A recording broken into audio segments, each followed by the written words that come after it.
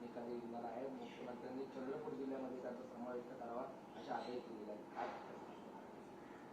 मी माननीय देवेंद्र फडणवीस यांचं स्वागत करतो या निर्णयाबद्दल. तेलंगणातल्या 16 गावांचा प्रश्न आहे, पण त्याचबरोबर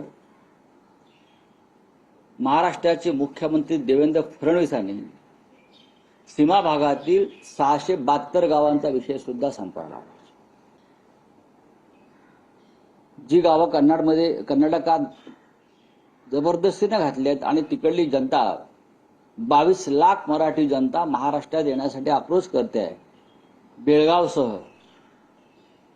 बेळगावसह भालकी, कारवार, चिकोडी, खानापूर, बरं का, ही अशी सगळी गावं आजही संघर्ष करतात.